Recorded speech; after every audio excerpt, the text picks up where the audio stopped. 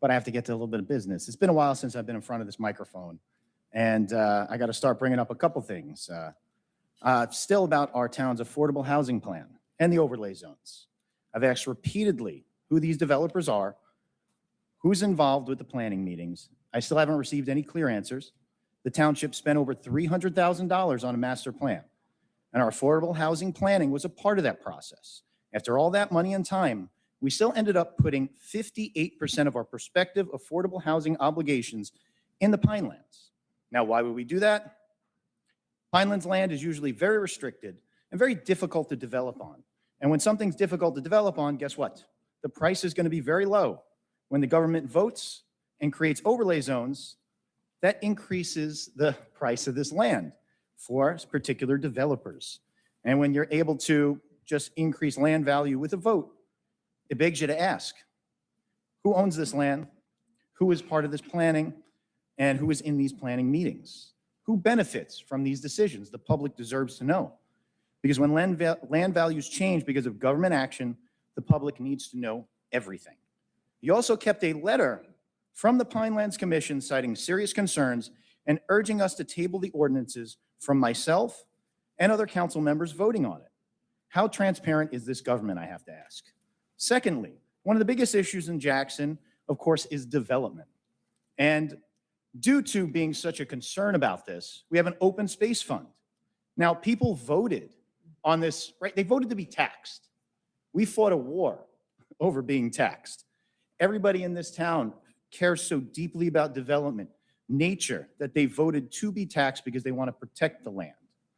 Now, the use of these funds is supposed to be for the acquisition of lands and interest in lands for open space, recreation, conservation, and farmland preservation purposes. Is this what's happening in Jackson? Not necessarily. They've been using this fund as a secondary parks and rec fund to support pet projects.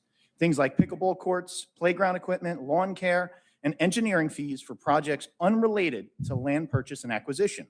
And now I went through all the bills from January 2025 till now, and we've spent over $500,000 on things unrelated to purchasing land, which is what people are most concerned about. Now, I've also created an ordinance that I'll be sending to our council president to help hopefully fix this problem. We'll see if they can pass it, or if it'll even come to a vote. But I'm also very concerned about the financial future of our town and how we're spending our tax money.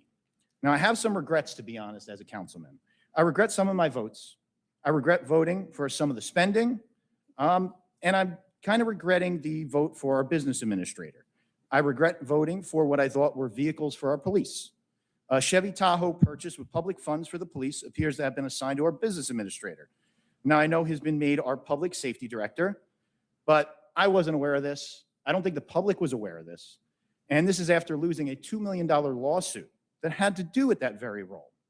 And now there's a lot of things going on, and everybody wants to go and blame the people before you, but the people here have been in office for years. They ran with prior administrations. They've controlled the council. They were involved in these votes. I don't know if you can call yourself a leader and just blame everything on the previous administration. I think the public should be upset. They should come into these meetings. They should speak out. And I think we should bring back an old tradition of bringing tomatoes to the meeting. And whenever you hear that word transparency, maybe you should throw it up front. All right? Because I'm sick and tired of hearing that word and not getting any. This is why I'm here. I'm not here to make friends. I'm not here to smile and shake hands. I'm here to question what's going on in this town and hopefully make things better. We need real transparency. We need real action from our officials, not hiding things, not doing things in the dark, not making backroom deals, because that's what's happening in this town, and I'm here to call it out. Have a great night, everybody.